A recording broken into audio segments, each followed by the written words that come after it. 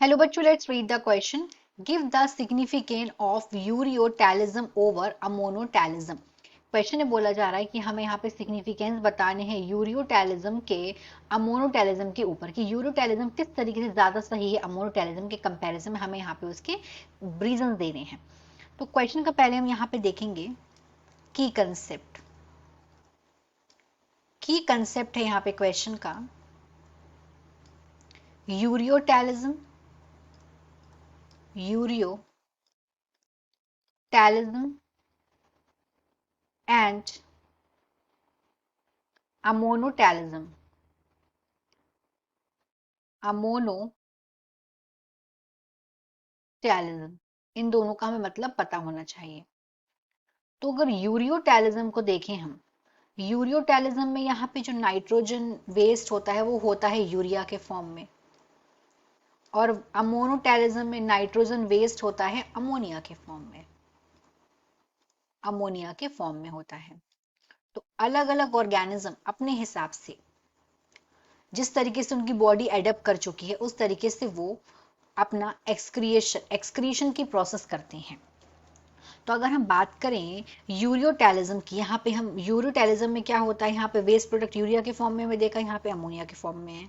अब अगर हम देखें जो एलिमिनेशन होता है, अगर हम एलिमिनेशन देखें यूरिक एसिड का, तो यूरिक एसिड का एलिमिनेशन है बहुत कम पानी चाहिए होता है। और यूरिया का जो एक्सक्रिएशन होता है, यहाँ पे अगर वाटर की रिक्वायरमेंट देखें तो यहाँ पे मॉडरेट अमाउंट ऑफ वाटर चाहिए होता है।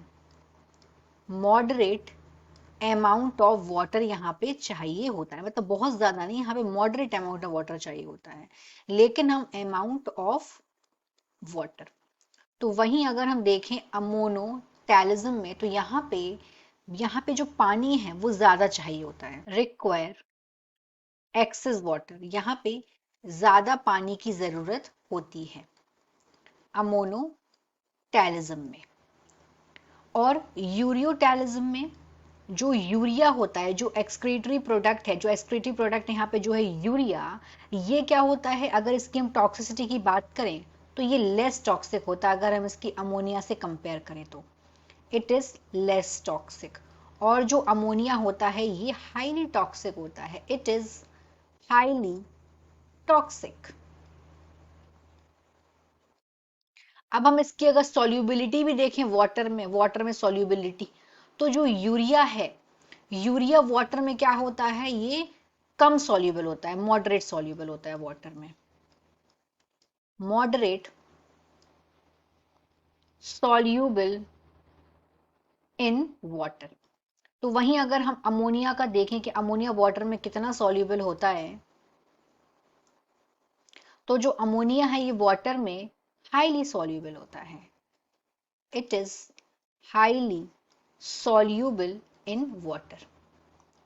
तो अमोनोटैलिज्म ये कहाँ पे प्रेजेंट होता है, ये उन ऑर्गेनिजम्स में प्रेजेंट होता है जहां पे वाटर ज्यादा है, मतलब एक्वाटिक एनिमल्स में होता है ये।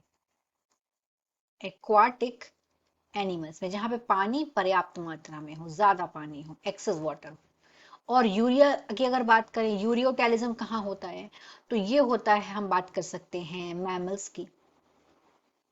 मैमल्स में प्रेजेंट होता है ये यूरियोटैलिज्म। तो इस तरीके से हमने देखा क्या है, यूरियोटैलिज्म में पानी की कम जरूरत पड़ रही है, ये लेस टॉक्सिक है, ये वाटर में मॉडरेट सॉल्युबल है, और यहाँ पे पानी का कंजर्वेशन हो रहा है। बल्कि अमोनियोटैलिज्म में क्या हो रहा है, यहाँ पे रिक्वायरमेंट है ज्यादा वाटर की, ये हाईली टॉक्सिक भी है। तो इस तरीके से ये सिग्निफिकेंस है यूरियोटैलिज्म के ओवर अमोनोटैलिज्म।